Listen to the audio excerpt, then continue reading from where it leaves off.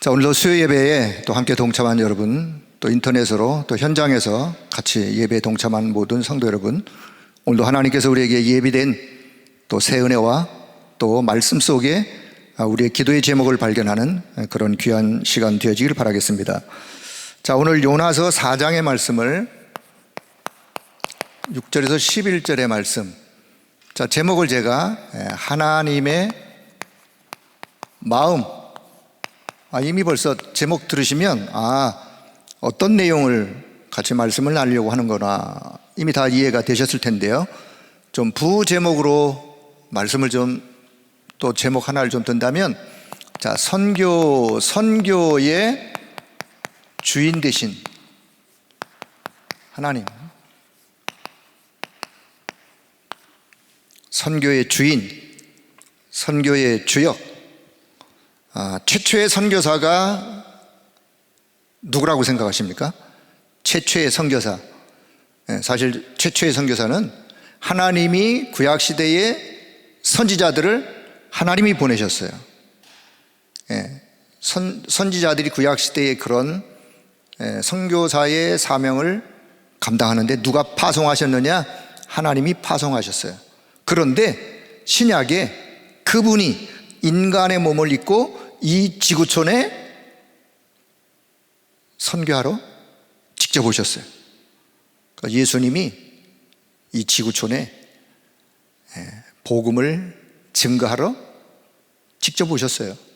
자, 그런 좀 전체적인 어떤 의미를 보면서 오늘 요나서를 다시 한번 보기를 바라겠습니다. 자, 우리가 신앙생활 해감에 있어서 응답받는 길이 있어요.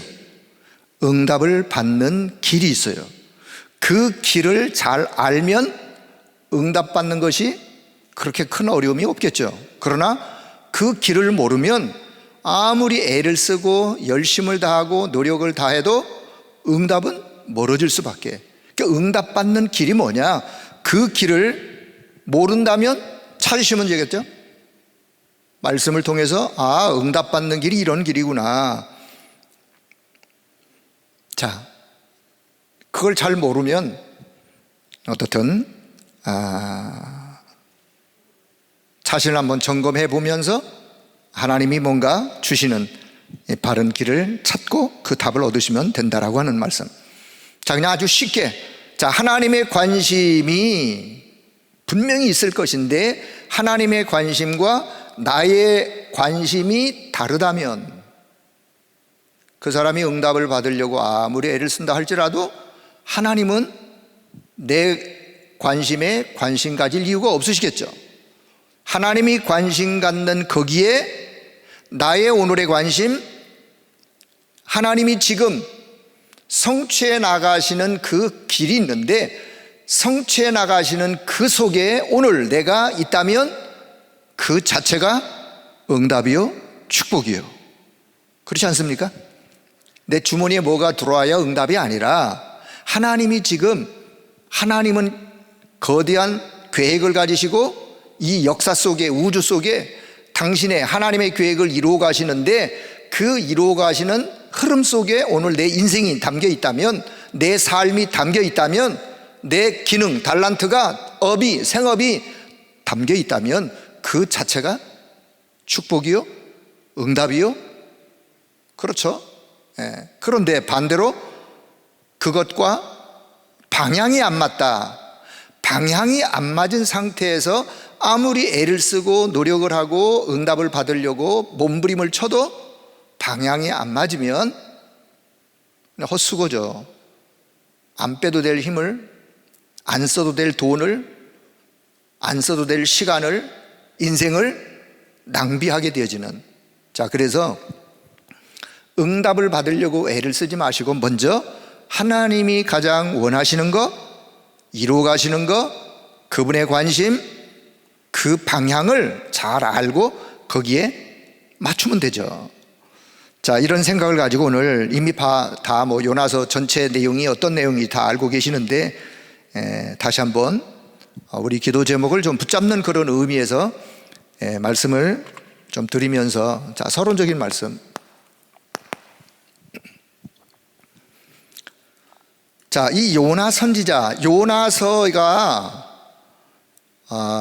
물고기 뱃속에 들어갔다가 3일 만에 어떻게 사람이 살아나올 수 있냐, 이게 비유적인 이야기냐 사실적인 이야기냐, 이런 것 갖고도 신학자들 간에는 논란이 되어지기도 하는데, 그러나 하나님이 요나서라고 하는 이 내용을 성경에 집어넣을 때는 분명한 이유가 있는 거죠.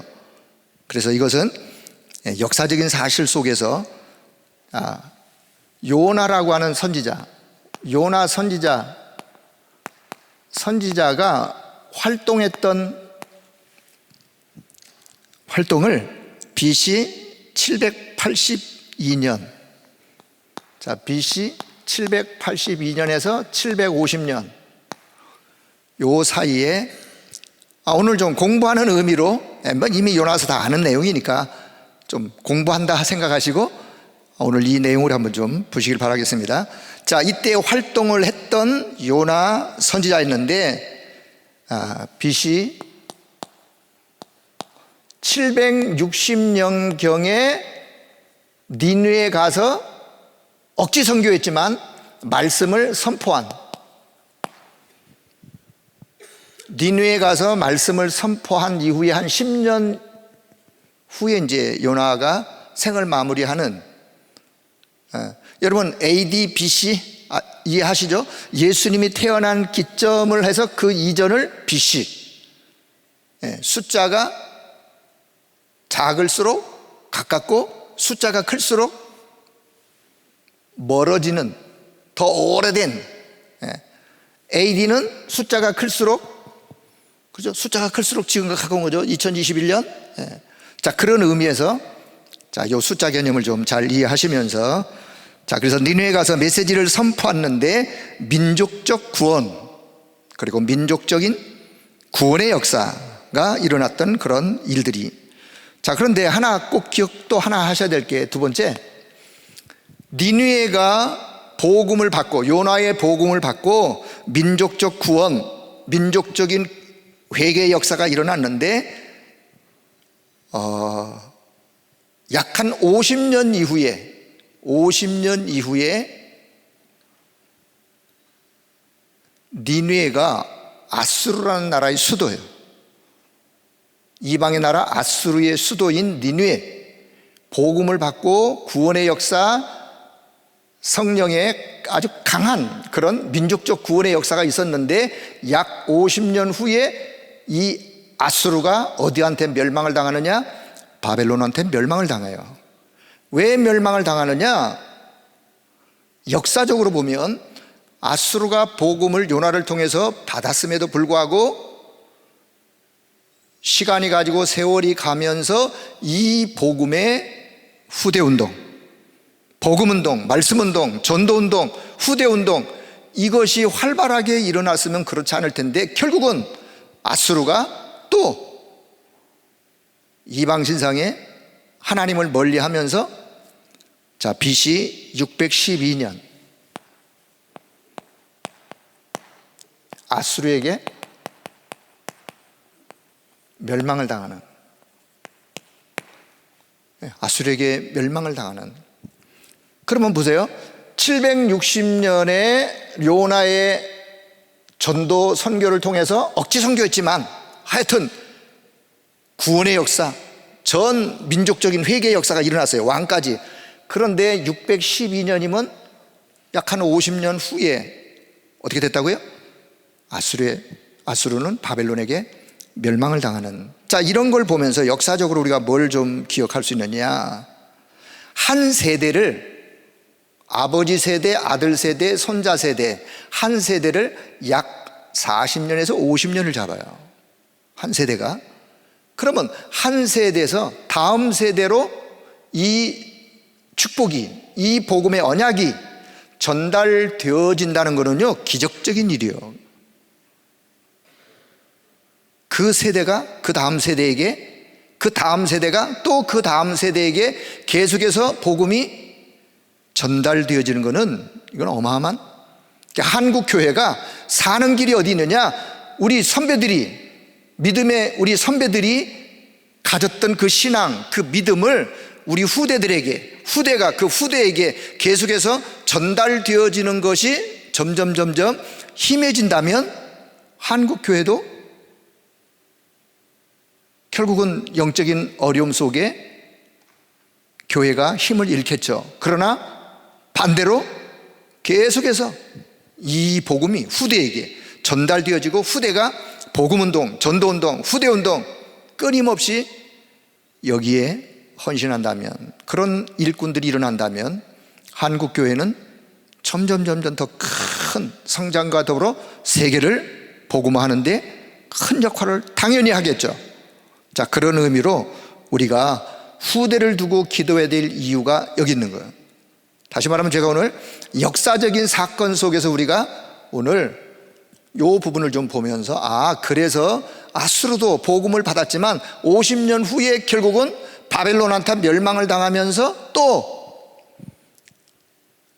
복음이 사라지는 그런 어려움들을 당했구나.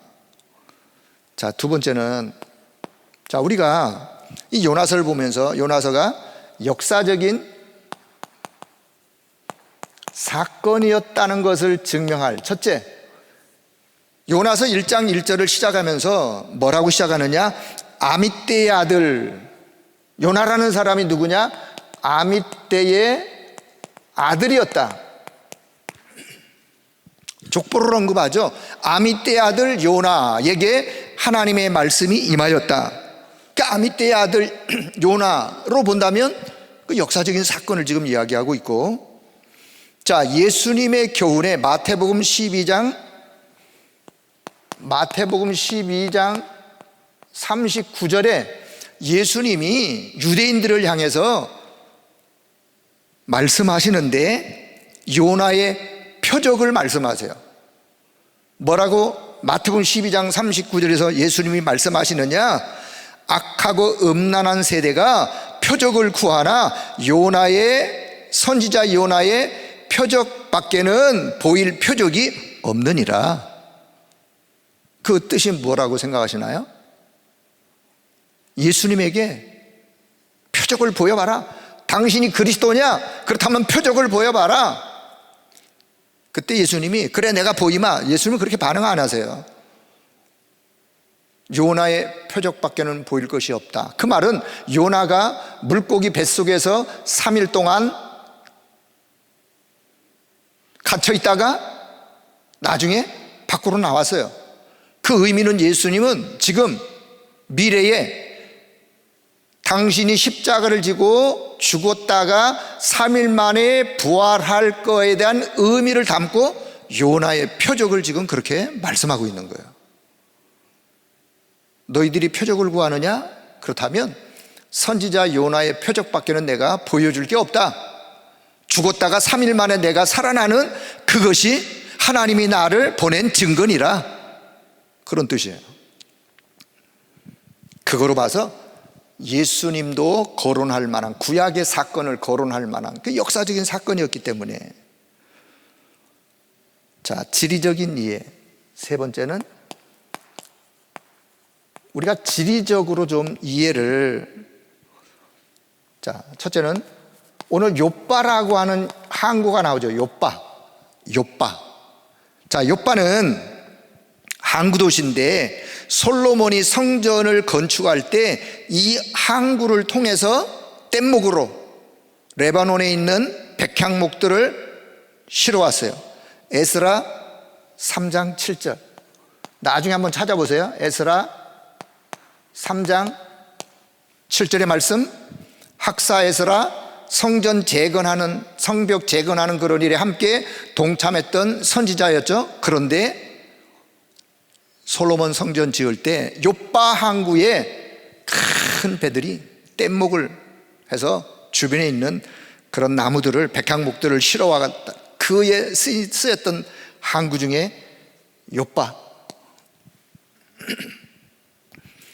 자, 사도행전 9장 36절에 보면 베드로의 사역지 중에 욥바의 다비다라고 하는 제자가 있으니, 베드로 사도가 전도 사역 거점 지역 중에 욥바라고 하는 이 지역을 거점으로 삼아 베드로 사도가 전도운동했던 지역이기도 하다 그 말이에요. 여제자 답이다. 자, 두 번째는요, 다시스라고 하는, 다시스, 다시마가 아니에요? 다시스. 다시스라고 하는 이 지역이 어딘고 하니, 자, 예루살렘에서 3,520km 떨어진 곳, 저 서쪽, 좀 이따 이제 지도를 한번 그릴 테니까요. 자, 예루살렘에서 3,520km나 떨어진 곳 지중해 서쪽 끝에 있는 바울이 내가 저 어디에도 가서 복음을 전해야 되겠다? 스바나. 바울이 늘 로마뿐만 아니라 저 땅끝이라고 생각했던, 그 당시에 지리적으로 보면 스바나가 땅끝처럼 보였어요. 그 사람들의 눈에는. 스바나 땅끝, 거기에 있는 작은 섬 하나가 다시스예요. 자, 이 다시스, 자, 이사야 60장 9절 보면, 이사야 60장 9절에 보면, 자, 지금 오늘날의 스페인 남부 해안 도시인데 그 도시에 금속이 풍부하고 금속기 공업이 성행했고, 그래서 이 팔레스틴 사람들은 요빠 항구에서 다시스로 가는 무역선이 늘 대기하고 있었어요.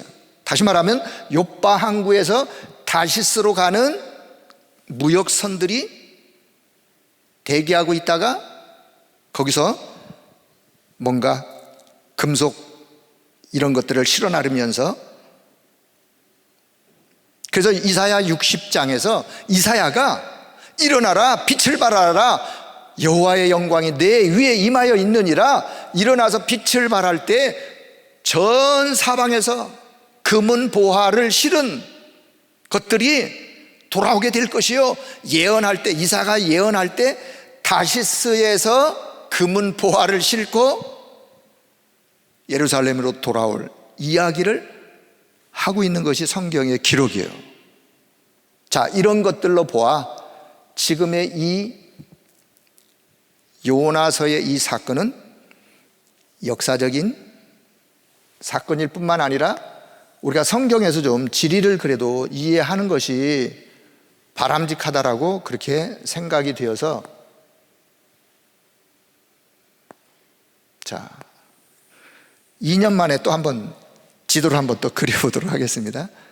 2년 만에 그리는 거니까 괜찮죠? 네. 제 기억으로 한 2, 3년 된 것 같아요, 이 그림 그린 지가. 근데 여러분이요, 구약 성경의 지도, 신약 성경의 지도만큼은, 신앙생활을 한다는 우리가, 성경을 본다는 우리가, 그래도 내 머릿속에, 나 마음속에 담고 있는 것이 이건 상식이에요, 상식. 아, 그래서 이렇게 사건이 전개되어지고 여기에서 이런 일들이, 지금 성경의 이야기가 우주 달나라 이야기가 아니에요. 이솝 우화에 나오는 얘기가 아니라니까요. 지구촌에 있었던 역사적인 사건을 기록하고 있는 내용들이 성경의 이야기예요. 그렇다면 이 성경에서 여러분이 이제 학교 다닐 때 역사, 인문, 지리에 조금 이렇게 좀 마음이 더 확 열리고 관심 있는 분들은 이런 부분에 더 좀 마음이 땡길 텐데, 역사, 지리 이 부분에는 관심이 없는 분들은 좀, 그래도 그분들도 오늘 성경의 지도 이야기니까 한번 보시기를 바라요. 자, 우리가 늘 성경의 지도를 그릴 때 어디를 중심에서 그려야 되느냐, 지중해라고 하는, 이 지중해는 지금도 존재하고 있어요. 지금 이 지도는 지금도 존재하고 있어요. 자, 지중해에, 자, 여기에 어떻든 이스라엘, 지금의 이스라엘 나라가 작은데, 여기 이제 기네사렛 호수, 갈릴리 호수, 갈릴리 호수에서 쭉 강줄기 하나가 내려오는데, 요 강 이름이 요단강이에요. 요단강에서 밑에 여기 이제 사해바다예요. 사해, 염해, 생명새가 살지 않는 염해, 자, 그러면 자, 이스라엘에 늘 괴롭혔던 민족이 하나 있는데 요 끄트머리 있는 게 요게 블레셋이에요. 블레셋. 여러분, 블레셋이 어디 있는 민족들인지를, 블레셋, 지금의 가자 지구, 이스라엘과 지금도 가자 지구 사람들은 서로 앙숙처럼 지내는 그 가자 지구의 조상들이 누구냐? 블레셋 사람. 자, 요 지중해에 얼기설기 해서 강줄기 하나가 또 내려오는데 요 강이, 이게 이제 나일 강이에요. 이 구약의 여기를 보고 애굽이라 그러죠. 지금의 이집트라 그러죠. 자, 요 삼각형 생긴 요걸 보고 나일 삼각주라 그래요. 나일 삼각 중에 요 우측에 요쪽에 있는 여기가 고센 땅이라고 하는, 고센, 야곱의 일행들이 애굽에 내려가서 고센 땅에서 살다가 목축업을 하다가 결국은 세월이 지나가면서 애굽의 노예 생활이 시작되어지는 바로 그곳. 자, 그러면 이게 이제 구약 성경의 지도인데, 자, 요 갈릴리 바다에서, 요 갈릴리 바다의 요 물은 참 아주 물고기도 많고 풍성한 그런 어떤 생명체가 움직이는 요 물이 어디서, 요 위에 보면 요 위에 헐몬산이라고 있어요. 헐몬산. 자, 요 헐몬산에서 물줄기가, 물이 녹아 흐르 조그만 흘러 어디로 오느냐? 사실은 갈릴리 바다로 오는 거예요. 갈릴리 바다에서 요단강을 거쳐 이 사해로 가면, 여기 사해는 완전히 그냥 소금, 염해라, 생명체가 없어요. 살 수가 없어요. 자, 그러면 자, 요 사해 바다 요쯤에가, 여기가 예루살렘이에요. 예루살렘. 자, 갈릴리 바다 요쯤에가, 여기가 사마리아. 구약 성경으로 보면 북이스라엘과 남유다가 사마리아를 수도로 하여 10지파가, 남유다는 2지파로 나눠지는데, 이건 구약의 이야기. 솔로몬 이후에 요바는 어디냐? 요 예루살렘과 사마리아 중간 지점에 보면 여기에 요바라고 하는 항구가 있어요. 요바. 자, 그러면 다시 동쪽 오른쪽에 강줄기가, 2줄기가 이렇게 내려오면서 큰 바다에 연결이 되어져요. 요 큰 바다가, 요걸 뭐냐? 이걸 보고 페르시아만 대해, 걸프 전쟁이 일어났다 그래서 걸프해라기도 해요. 몇 년 전에 걸프 전쟁이 일어날 때 걸프해. 자, 요 강줄기 2줄기에 요 왼쪽에 있는 요 강을 유브라테스강. 자, 창세기 2장 14절에 보면, 그 위에 10절부터 13, 14절에 보면 에덴 동산에 4 강줄기가 흘러가는데 4 강줄기 이름 중에 창세기 2장 14절에 셋째 강, 거기서는 히데겔, 요 오른쪽에 있는 이라크, 지금의 이라크, 그때는 이제 아수르 동편 쪽에 흐르는 히데겔 강을 지금은 티그리스 강이라 해요. 티그리스 강. 그럼 아수르는 어디냐? 자, 여기가 아수르예요. 여기가 아수르의 수도 니느웨. 그럼 바벨론이 어디냐? 바벨론은 유브라테스강 요 아래 지역에 있는, 여기가 바벨론이에요. 바벨론을 구약에서는 갈대아라고도 표현해요. 갈대아. 누구 생각나요? 아브라함이 갈대아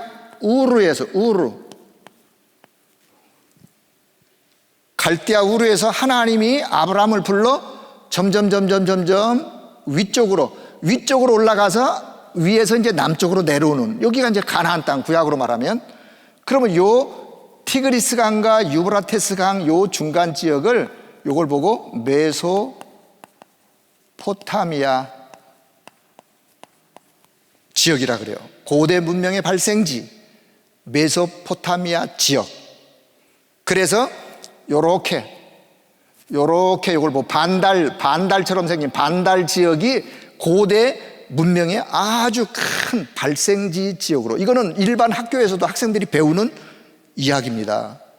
여러분 옛날에 메소포타미아 지역 뭐 그건 기억이 나실 텐데, 자 그래서 하나님이 창세기 12장에서 아브라함을 불러 점점 자 요 헐몬산 요 위쪽에 자 강줄기가 이렇게 있는데 이쪽에 하란이라는 데가 있어요. 한 이만치 와야 되겠네요. 자 이렇게 요게 이제 하란 누구 생각나요? 리브가의 고향. 리브가가 하란, 그 오빠 라반이 살았던 데. 그래서 이삭과 리브가 사이에 태어났던 야곱이가 도망갈 때 어디로 가요? 하란 외삼촌의 집으로 가요. 하란 땅에서, 자 제가 뭘 설명하냐면 요 하란 밑에 있는 하란 밑에 다메섹이라는 지역이 있는데 그 다메섹 지역 중심으로 해서 요걸 아람이라 그래요. 아람. 제가 아람이라는 지역을 찾는 게 쉽지가 않았어요. 왜냐? 자 보세요. 애굽의 노예가 되어 있을 때 하나님은 렘넌트 누구를? 요셉을 세워서 애굽을 살리는, 블레셋이 늘 쳐들어오면서 이스라엘을 괴롭힐 때 하나님이 사무엘과 다윗을 세워 사무엘 때에 블레셋과의 그 전쟁에서 쳐들어오지 못할 정도로. 그런데 다윗 시대가 되었을 때 또 블레셋 장수 골리앗이 쳐들어와요. 그때 다윗이 그것을 막잖아요. 그러니까 다시 말하면 블레셋 시대에 이스라엘을 늘 괴롭히는, 왜 괴롭히느냐? 하나님이 원하는 것을 안 하면 하나님은 하나님의 백성들을 괴롭혀요. 괴롭힌다는 표현이 좀 이상한데 억지로라도 하나님이 원하시는 것을 하도록 내몰아요. 그걸 우리 편에서 보면 그게 하나님이 괴롭히는 것처럼 보이는데 괴롭히는 게 아니라 축복받는 길로 하나님이 몰아가는 거예요. 그걸 우리는 괴롭힌다고 느끼니까 이게 이제 하나님의 시각과 우리의 시각이 많은 차이가 있는 거죠. 그래서 블레셋 사람들을 하나님이 일으켜서 이스라엘을 와서 건드리게 만들어요. 그때 하나님은 렘넌트 사무엘과 다윗을, 자 시대가 또 지나갑니다. 분열 왕국 시대에 아합 왕 시대 때, 북이스라엘의 왕 중에 아합 왕 시대 때 누구 선지자? 이사야? 아니야 엘리야? 엘리사. 그 엘리사가 선생님 엘리야에게 갑절의 영감을 받고 사역을 할 때 아람에서 아람 사람들이 쳐들어올 때 하나님이 엘리사 집 주변에 불말과 불병거를 동원시켜서 엘리사를 보호하시는데, 그때 쳐들어온 그 아람 사람들이요. 어디 있는? 바로 이 윗지방에 있는. 자 그리고 또 이제 역사가 흘러가서 결국은 북이스라엘이 아수르에게 BC 720년에 멸망을 당하죠. 그리고 BC 586년에 남쪽의 유다도 바벨론에게 멸망을 당하죠. 그래서 결국은 바벨론에게 포로로 끌려가요. 포로로 끌려갔을 때 어디? 여기로 포로로 끌려갔을 때 하나님이 다니엘과 그의 세 친구 통해서 회복의 메시지와 포로로 끌려가 있는 백성들에게 소망의 하나님의 말씀을 전달하는, 이게 이제 구약 성경 전체의 쭉 이야기예요. 자 그러다가 결국은 아수르가 니느웨 바벨론에게 멸망당하고, 요 바벨론이 역사 속에 어디한테 멸망을 당하느냐? 메데 바사에게. 메데 바사는 이쪽 주변에 있는 지역이에요. 메데바사라는 연합군에게. 메데바사가 나중에는 헬라. 자, 헬라 하면 또 어디냐? 자, 요게 이제 구약의 지도라면 신약의 지도를 조금 이제 이해하기 위해서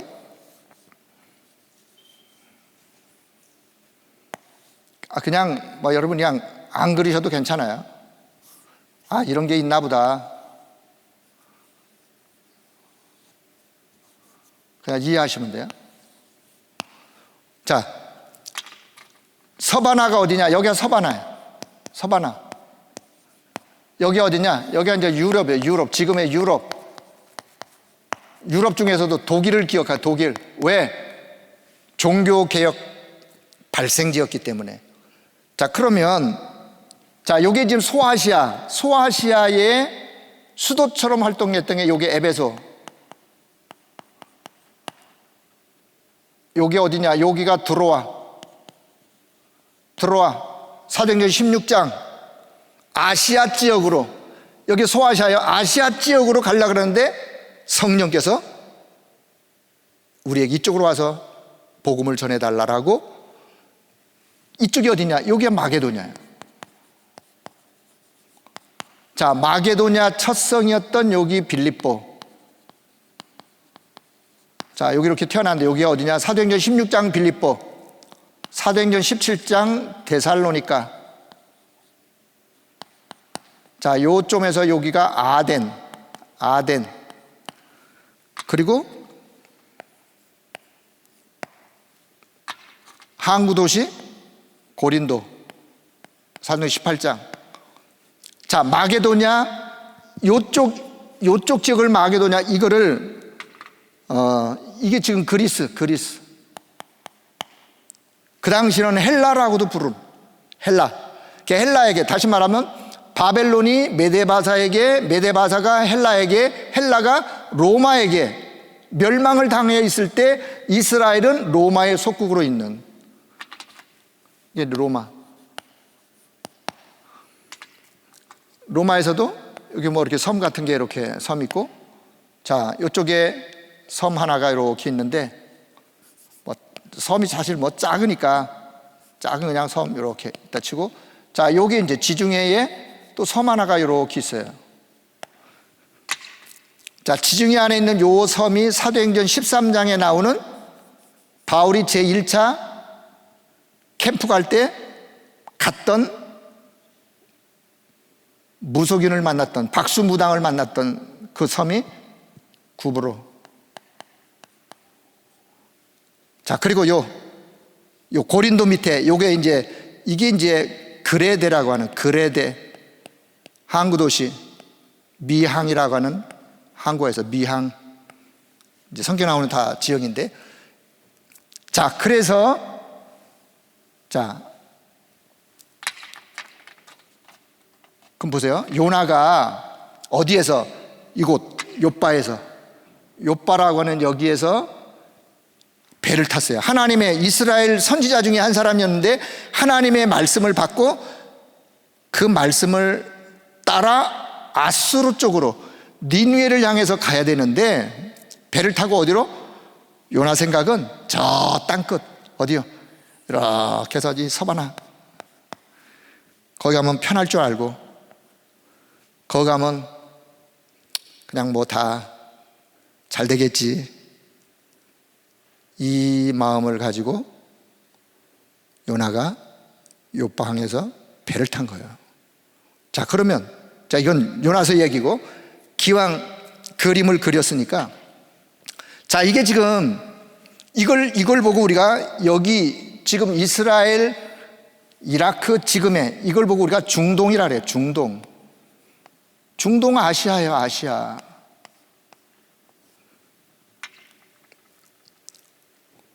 우리나라가 어디에, 지구에, 우리나라도 아시아라 그래요.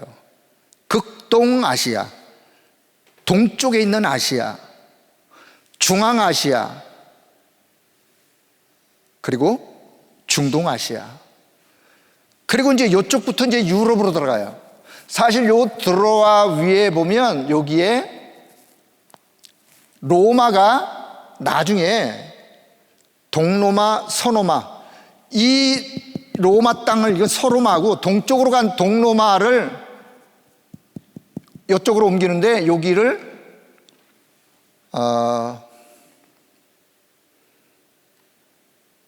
콘스탄틴 대제가, 그래서 이 동로마 요 지역의 이름을 콘스탄티노플, 지금의 이스탄불, 그게 옛 이름은 콘스탄티노플이에요. 그게 거슬러 올라가면 로마가 동로마를 여기로 옮겨서, 여기서 동로마, 그러니까 여기서부터는 이쪽을 유럽 쪽으로 봐요. 똑같은 소아시아였지만 이쪽부터는 유럽 쪽으로, 그렇게 지금 사이트에서는 그렇게 표현을 그렇게 하고 있어요, 표기를. 자, 그럼 보세요. 자, 복음이 어디서 시작됐느냐? 예루살렘에서 시작된 복음이 소아시아 지역으로, 이게 마게도냐 지역으로, 로마로, 구약의 선지자들 활동이 결국은 예루살렘 중심으로 거의 선지자들 활동을 해요. 하나님이 요나에게 선교의 말씀을 주시면서 저 아수르, 니느웨 선교예요, 선교. 근데 요나가 그거를 회피하죠.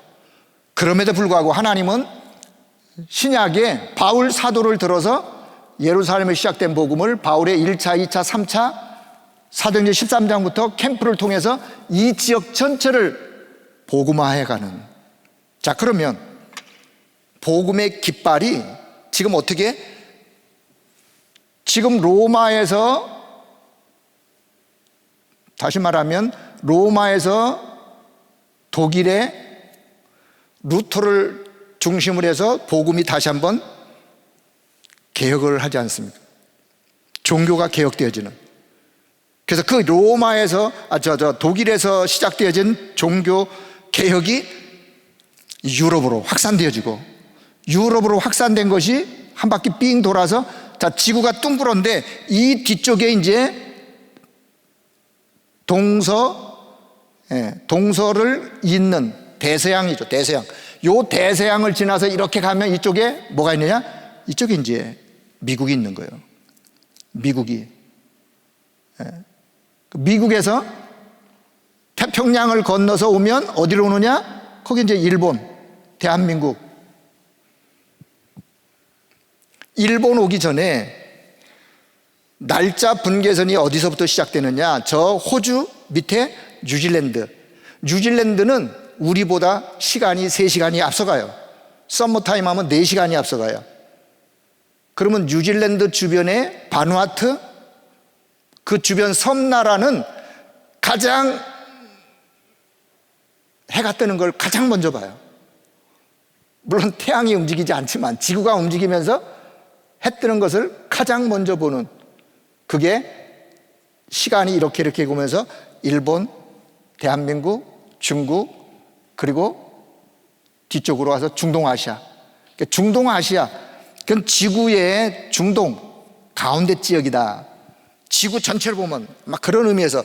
그러면 하나님이 왜 복음을, 이스라엘이라고 하는 요 나라를 택해서 하나님이 복음을 주셨느냐? 그건 그 민족에 대한 은혜예요. 하나님의 은혜, 특별 은총. 이스라엘 백성들이 무엇을 잘해서가 아니에요. 하나님이. 그러면 에덴 동산은 어디였을까? 에덴 동산은 저 달나라 얘기가 아니잖아요. 그것도 지구촌의 얘기예요. 어딘가. 에덴 동산이 창세기 2장 14절 전후로 보면 내 강이 흐르는 어디쯤에가 에덴 동산이었을 것이다 라고 추측을 하지만, 어디다라고? 벌써 수천 년의 역사가, 수천 년이 뭐예요? 신약에 2000년, 구약에 4000년 보는 사람도 있고 더 많이 보는 사람도 있는데, 그렇다면 이 복음의 역사는 수천 년의 역사가 지나지만 지금도 하나님은 당신이 이루고자 하시는 것은 뭐냐? 전 세계를 복음화하는, 전 세계에 이 복음이 확산되어 결국은 뭐 하자는 말이냐? 살리자는 말이에요. 237 나라를 복음으로 살리고 그들을 치유하고 그들을 하나님과 함께 하나님의 역사를 이루어갈 서밋들로 세워서 그 다음 세대를, 또 그 다음 세대를, 주님 오시는 그날까지 이 복음을 통해서 지구촌이 하나님의 복을 받을 수 있도록, 에덴의 축복을 받을 수 있도록 회복해요. 그게 하나님의 목적이에요. 계획이에요. 그래서 오늘 우리가 이 자리에 있고 이런 말씀을 듣는 거예요. 자, 이 축복이 수천 년의 역사 속에 저와 여러분의 손에 왔다는 것은, 이거는 하나님의 어마어마한 축복이라는 사실을 기억하길 바랍니다. 우리가 이 흐름 속에 있다는 자체가, 이런 이야기를 할 수 있다는 자체가 이건 어마어마한 축복이에요. 자, 그렇다면, 자, 그러면 본론 짧게 할게요. 자, 첫째, 착각을 버리자. 착각은 버려야 돼요. 어떤 착각? 이스라엘의 착각. 자, 이스라엘, 하나님이 이스라엘을 가장 먼저 복음을 주셨어요. 왜요? 이 복음의 축복을 너희들이 먼저 누리고 이 복음의 축복을 전 지역으로 확산해라, 전달해라. 그럼에도 불구하고 안 가는 거예요. 안 가니까 강제로 하나님이 요셉을 애굽으로 보내는 거예요. 이거를 요셉이 미리 알았어요. 아, 하나님이 우리 민족에게 복음을 주셨는데 나를 하나님이 보내시는구나. 이렇게 요셉이 알았기 때문에 요셉에게 많은 어려움이 있었지만 요셉은 흔들리지 않았어요. 오히려 하나님의 역사를 요셉이 누렸어요. 그런데 이 비밀을 모르면 왜 하나님이 나를 애굽으로 보내시지? 애굽의 생활이 괴로운 거죠. 이스라엘 민족들이 애굽에 가서, 아, 하나님이 우리 민족을, 야곱의 일행이 우리 민족을 하나님이 애굽에 보내시는 것은 애굽을 살리라고 보내시는구나 라고 전도와 선교의 눈이 열렸다면 그들은 그 후대가 고생을 안 해도 되었을 법한 거예요. 그런데 그걸 놓쳤어요. 잃어버렸어요. 그 후대가 어려움을 당할 수밖에. 이래서 전 세계의 복음이 지금 확산되어 나왔는데, 자, 착각. 이스라엘은 어떤 착각? 우리는 선민이야. 선민 사상. 우리는 선민이야. 하나님이 우리를 선택한 특별한 민족이야. 너희는 이방인이야. 그래서 선민의식, 선민우월주의, 이런 것들로 이스라엘이, 거기에 대표적인 사람들이 바리새인들이에요. 이방인을 무시하고, 여러분, 이방인을 무시하면 237의 빛이 전달되어 237을 복음하고 5천 종족을 어떻게 복음하겠습니까? 이방인 빼버리면. 우리도 이방인인데 우리는 이스라엘 백성들이 아니잖아요. 자, 이스라엘이 착각하고 누가 착각했나? 요나가 착각을 했어요. 요나가 누구예요? 평신도예요? 아니에요. 그 당시 하나님이 세운 선지자예요. 선지자. 지금으로 말한다면 목회자예요. 선교사예요. 하나님의 말씀을 대언해서 백성들에게 전달해야 될 선지자가. 그래서 성경을 요나서 보면 도망가는 요나는 도망가는데 동시에 추격하는 하나님이 추격해. 바로 그냥 뒤따라가요. 자, 어떻게 요나가 도망가면서 착각을 하느냐? 여러분, 살면서 우리가 그래 착각할 수 있어요. 살면서 착각할 수 있죠. 우리가 육신이 있는데. 자, 그런데 요나의 도망은 하나님의 말씀이 임하였어요. 그런데 하나님의 말씀을 듣고 선지자임에도 불구하고 선지자의 사명을 버려버리고 던져버리고 하나님의 말씀을 그냥 던져버리고 도망가는 착각은 의도된 착각이에요.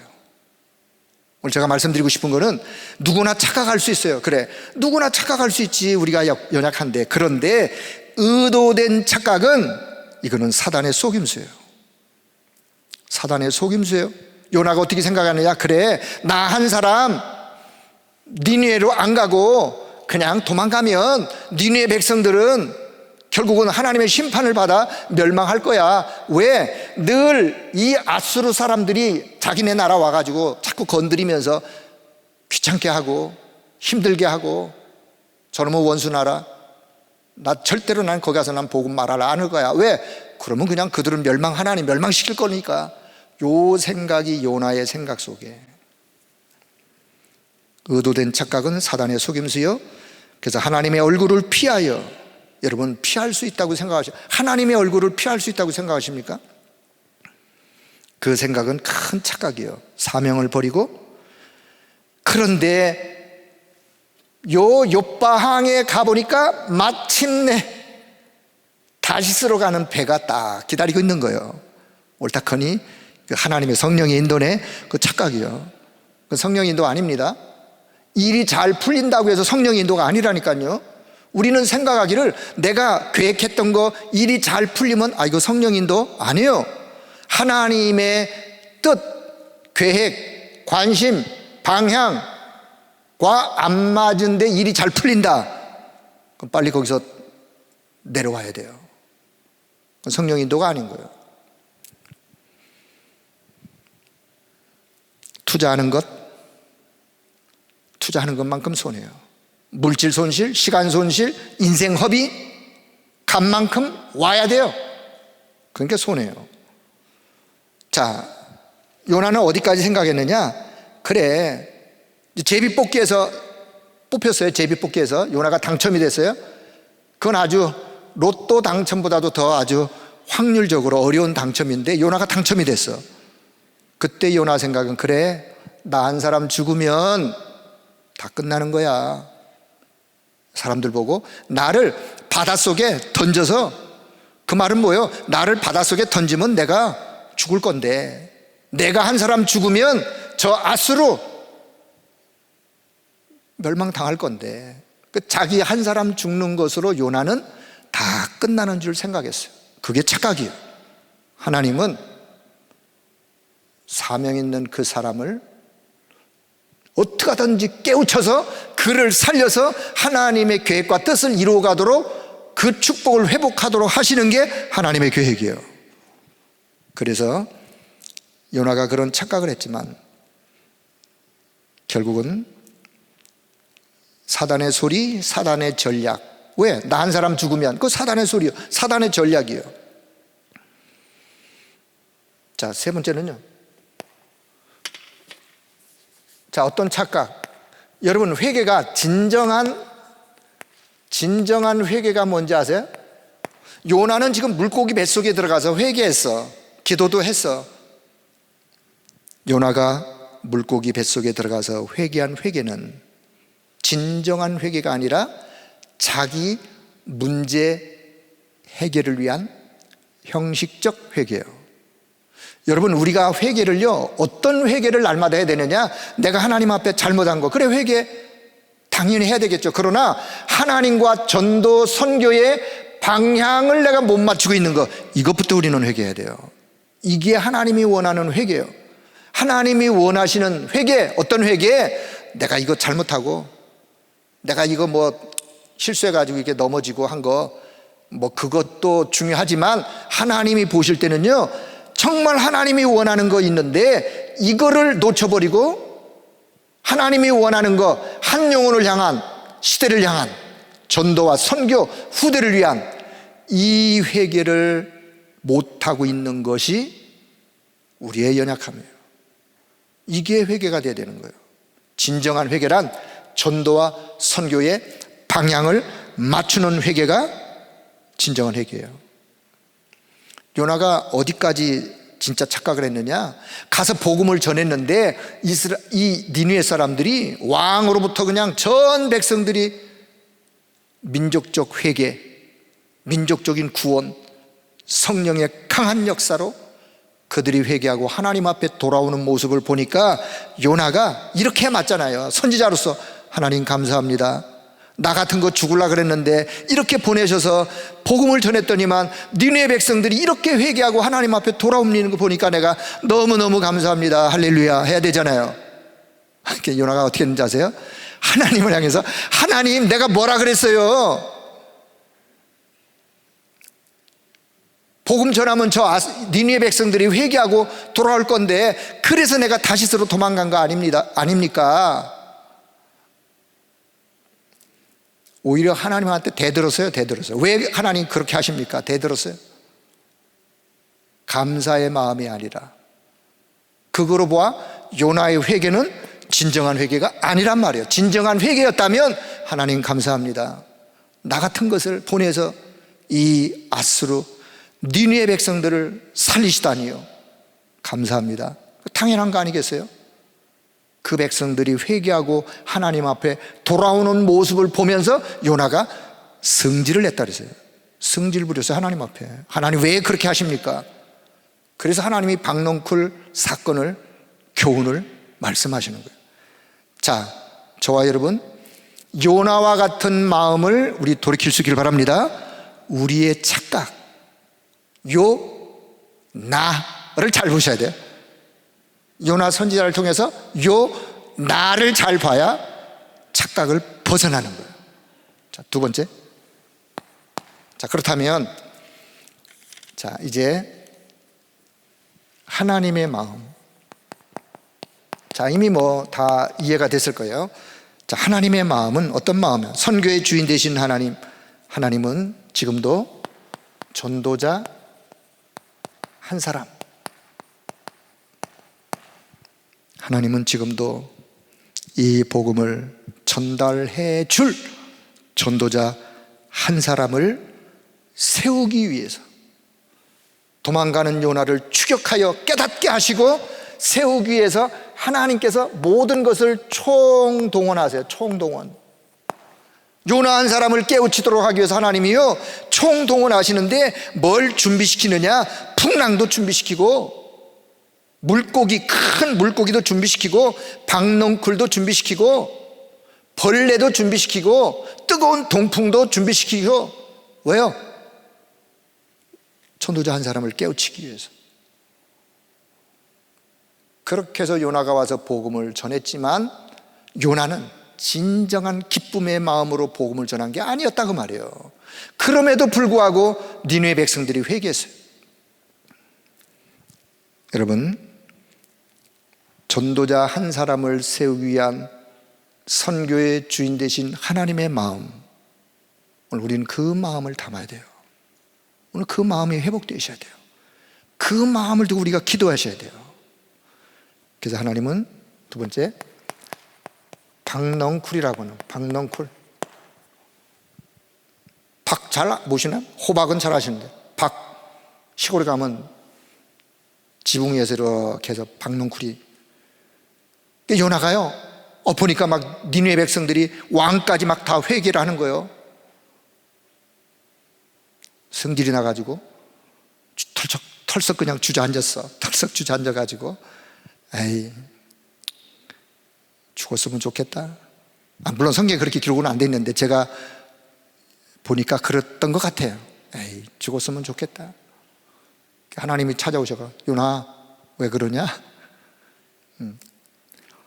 그 말을 하기 전에 털썩 주저앉아 있으니까 그 막 떼약빛이 피니 얼마나 요나가 힘들어요. 그러니까 하나님이 박넝쿨을 딱 준비해가지고 박넝쿨이 요나 이 뜨거운 햇빛을 좀 가리도록 하니까 그 박넝쿨 때문에 시원하니까 또 요나가 그것 때문에 기뻐요.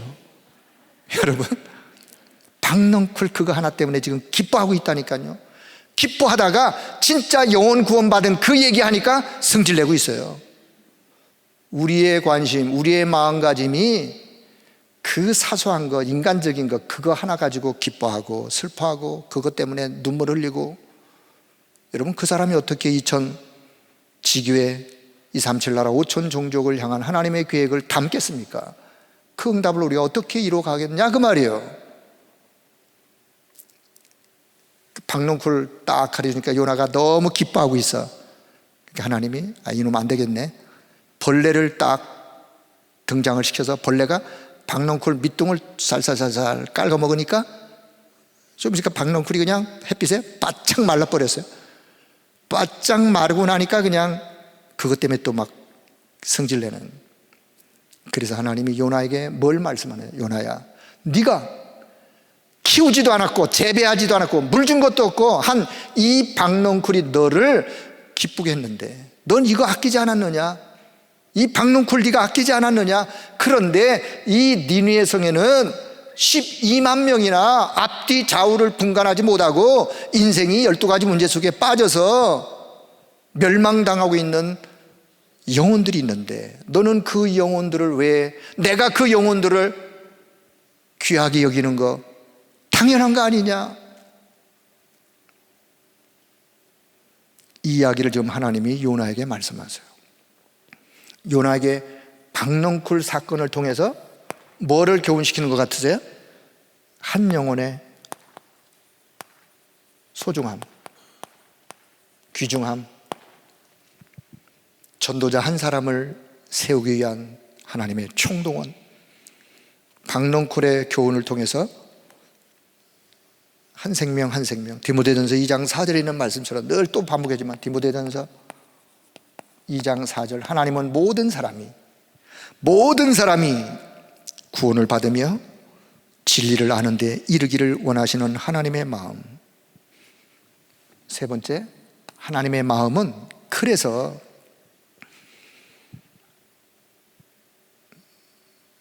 억지 선교가 아니라 자원하는 선교. 성경에 보면 억지 선교, 억지로 선교하는, 어쩔 수 없이 선교하는, 안 갈 수 없이 가가지고 선교하는 그 선교가 아니라 자원하는 선교, 자원 선교. 이 자원 선교가요, 마가다락방 교회도 잘 못 깨달았어, 잘 몰랐어. 그러다가 사도행전 13장에서 안디옥 교회가 이 지구 생기고 처음으로 자원하는 선교로, 그러니 하나님이 안디옥 교회를 축복 안 할라야 안 할 수가 없는 거예요. 중직자와 전 성도가, 목회자와 전 팀이 하나 되어 이제 이 주변 지역을, 예루살렘에 시작된 이 복음이 안디옥으로, 안디옥에서 이 소아시아 지역으로, 마게도냐로, 로마로, 성경의 사도행전의 이야기는 로마의 복음 전파되는 것으로 성경은 끝나요. 그리고 더 이상 갈 수 없어서 바울이 각 지역으로, 에베소로, 고린도로 보내어진 서신이 서신서예요. 반모섬이 어디냐? 반모섬이 요쪽에 반모섬이라는 섬이 있어요. 요쪽에. 거기에 사도 요한이 반모섬에 유배되어 요한계시록을 기록하면서 성경은 마무리가 돼요. 우리는 어디에 있느냐? 그 이후에 하나님의 역사 속에 전도와 선교를 이루어가는 그 하나님의 역사의 줄기 속에 우리가 지금 있는 거예요. 자, 그런 의미 속에, 자, 이제 우리는, 자, 그래서 여기서 이제 하나 꼭, 가든지 보내든지. 여러분, 둘 중에 우리는 할 수 있어야 돼요. 가든지 보내든지. 여러분, 둘 중에 하나 동참되기를 바랍니다. 전도와 선교에 내가 가든지 보내든지. 더 좋은 방법은 해외에 있는 사명자들을 한국으로 오게 해서 전도와 선교와 훈련을 통해서 다시 그 나라로 파송하는. 왜요? 한국 사람이 그 나라에 가서 그 나라 문화, 언어 익히려면 돈, 시간 엄청 많이 들어야 돼요. 그러나 현지 있는 사명자를 한국에 와서 훈련시키고 다시 파송하면 그 나라 살리는데 큰 힘이 되는 거예요. 우리 마론 전사님 저 뒤에 앉아 계시는데, 어제 우리 새가족 메시지에서 주일날 우리가 파송했던 아론 전사님, 브라질계 일본 사람이에요. 태어나길 브라질에서 태어났어. 근데 일본에 와서 어릴 때 자라면서 일본말, 브라질, 그 언어, 한국말, 영어, 그러니까 다양한 언어 천재해 보니까 RT에 와서 신학 교육을 하고 전도와 선교에 무장되어지고, 그리고 다시 일본 땅을 향해서 내일 모레 이제 떠나요. 그래서 우리가 파송을, 가장 좋은 거는 보내든지 가든지 보다 더 좋은 건 뭐냐? 현재 있는 다민족을 우리가 불러들여서 여기서 훈련시켜서 내보내서 그 현지의 나라를 살리게 하는. 여러분, 보내놓고 끝나면 안 됩니다. 보내는 것보다 더 중요한 게 뭐냐? 보내어서 그 사람이 그 나라에서 전도와 선교, 복음운동을 잘 할 수 있도록 교회와 본부와 연결되어 소통되어지면서 관심 가지면서 기도로 돕고 후원하고, 그게 더 중요한 거예요. 보냈으니 끝. 그러면 지속하는 데 어려워져요. 보내놓고 우리가 같이 기도하고 관심을 가져주고, 그래서 함께 전 세계 237 나라에, 그래서 우리는 여기서 이 부분을 정말 자원하는 선교, 여기에 자 관심을 가지면서 이제 결론을 맺도록 하겠습니다. 결론. 자, 하나님이 저와 여러분에게 1000명을, 요나에게 하나님의 말씀이 임하니라. 그 1000명이에요. 하나님의 말씀이 임하니라. 1000명으로 받은 말씀을, 하나님께서 나를 그래서 부르셨군요. 소명. 이것 때문에 하나님이 나를 부르셨군요. 사명. 그래서 내가 할 일은 바로 이거군요. 라고 뭔가를, 하나님이 원하는 것을 찾는 사명. 그래서 1000명, 소명, 사명을 우리는 가지고 신앙생활을 해가야 될. 자, 그래서 두 번째, 그렇다면 역사의식. 역사의식, 지금이 어느 때냐? 소명의식. 다시 소명의식. 그래서 하나님이 나를 부르신 소명의식. 그렇다면 나는 지금부터 사명의식.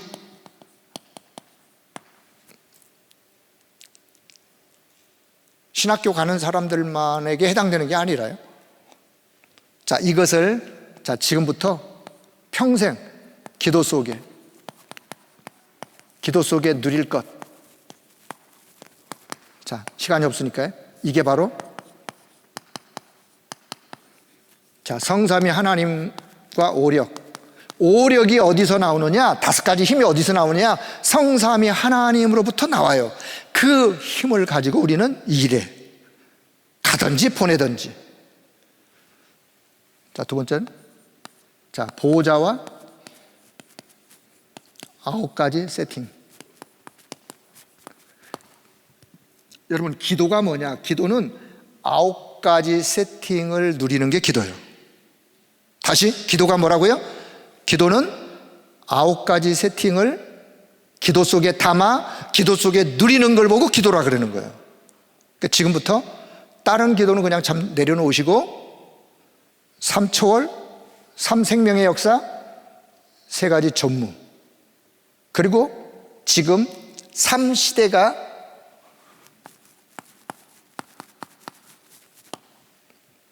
단계로, 이게 지금 단계로 하나님이 일을 진행해 나가고 계세요. 자, 제1단계 소수중심. 소수중심 사도의 모임. 지금으로 표현한다면 여러분들이 목회자를 위해서 기도해야 될 이유, 목회자가 먼저 살아야 돼요. 자, 2단계 중직자 중심. 중직자 중심. 성경 보면 70인 제자들이 있어요. 70인 제자들이 누구냐? 자, 1단계는 사도 중심, 2단계는 70인 제자 중심, 중직자 중심.